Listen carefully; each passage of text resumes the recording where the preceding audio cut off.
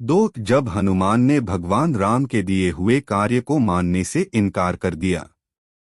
राज्याभिषेक समारोह के बाद हनुमान उदास थे। वह बंद आंखों से भगवान राम का ध्यान करते हुए कोने में बैठ गए। उनकी आंखों से लगातार आंसू बह रहे थे। सीता ने देखा और भगवान राम को इसके बारे में सूचित किया। राम ने हनुमान के पास जाकर कहा, मैं तुम्हारी भक्ति और भक्ति के बदले में तुम्हें कुछ नहीं दे सकता। केवल एक चीज जो मैं कर सकता हूं वह आपको अपने साथ वैकुंठ ले जाना है। हनुमान ने पूछा, क्या आप वैकुंठ में मेरे साथ रहोगे? जिस पर भगवान राम ने उत्तर दिया, हाँ, लेकिन राम के रूप में नहीं, बल्कि भगवान महाविष्णु के रूप में। हनुमान ने उत्तर दिया, मैं उस स्थान पर नहीं जाऊंगा जहां भगवान राम मौजूद नहीं हैं। मैं अयोध्या में ही रहूंगा और भगवान राम का ध्यान करता रहूंगा। 3 शांता की कहानी। भगवान राम की बहन। भगवान राम के जन्म से पहले राजा दशरथ की एक बेटी थी जिसका नाम शांता था। कौशल्या की बड़ी बहन वर्षिनी की कोई संतान नहीं थी। एक बार जब वर्षिनी अपनी बहन से मिलने आई तो उसने झट से अपने बच्चे के लिए कहा। यह सुनकर दशरथ सहमत हो गए कि वह अपनी बेटी शांता को गोद ले सकती हैं। यह माना जाता है कि भगवान राम और उनके अन्य भाइयों को उनकी बहन के बारे में नहीं बताया गया था। 4 रावण के 10 शीशों के पीछे की कहानी। रावण भगवान शिव का भक्त था। शिक्षा प्राप्त करने के बाद रावण ने भगवान शिव को प्रसन्न करने के लिए एक गहन तपस्या की। भगवान शिव को प्रसन्न करने के लिए रावण ने अपने सिर को भी काट दिया। हर बार जब उसने अपना सिर काट लिया तो यह वापस बढ़ गया, जिससे वह अपनी तपस्या जारी रखने में सक्षम हो गया। रावण की इस तपस्या ने शिव को प्रसन्न कर दिया और उन्होंने उसे 10 सिर दिए और इस तरह वह पृथ्वी पर सबसे शक्तिशाली प्राणियों में से एक बन गया। रावण के 10 सिर 4 वेद और 6 शास्त्रों का संकेत देते हैं, जिसमें रावण को महारत हासिल थी।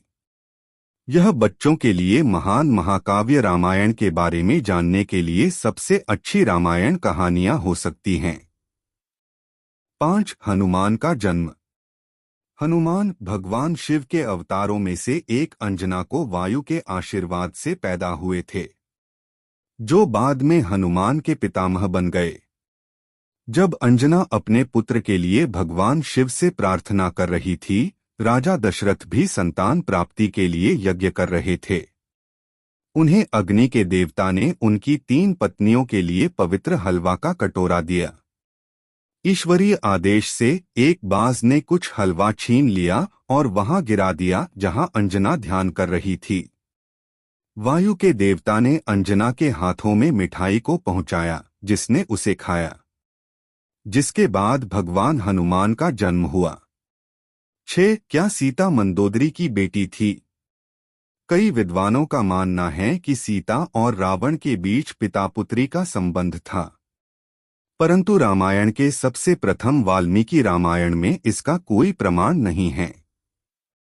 रामायण के कई विषय आज भी शोध का विषय हैं। प्रभु श्री राम के जीवन पर 120 से अधिक अलग अलग रामायण लिखी जा चुकी हैं। इन्हीं में से एक अद्भुत रामायण में इस बात का उल्लेख मिलता है कि रावण और सीता का संबंध पिता पुत्री का है। अद्भुत रामायण 2 प्रमुख ऋषियों वाल्मीकि और भारद्वाज ऋषि के बीच का संवाद है। इस संवाद में एक कथा आती है कि गृत्समद नामक ब्राह्मण लक्ष्मी जी को अपनी पुत्री के रूप में पाने के लिए प्रत्येक दिन एक कलश में कुशा के आगे के भाग से मंत्र पढ़ते हुए दूध डालते थे। एक दिन रावण ने ब्राह्मणों की अनुपस्थिति में उस कलश में रक्त डालकर लंका ले गया। रावण ने वह कलश मंदोदरी को दिया और कहा कि इस कलश का संरक्षण करना, इस विष भरा हुआ है। इसके बाद रावण वन चले गया। अपने पति की उपेक्षा से दुखी होकर आत्महत्या करने का सोचा। रावण द्वारा दिए कलश के रक्त को विष समझकर पी लिया। अनजाने में मंदोदरी के रक्त पीने से वह गर्भवती हो गई। मंदोदरी ने सोचा कि मेरे पति मेरे पास नहीं हैं और उन्हें जब यह पता चलेगा कि मैं गर्भवती हो गई हूं तो वह क्या सोचेंगे। यह सोचकर मंदोदरी तीर्थयात्रा का बोलकर कुरुक्षेत्र आ गई, जहां उनसे गर्भ निकालकर भूमि में दफना दिया। यही गर्भ परिपक्व होकर मिथिला के राजा जनक को खेत में हल चलाते समय माता सीता के रूप में प्रकट हुआ।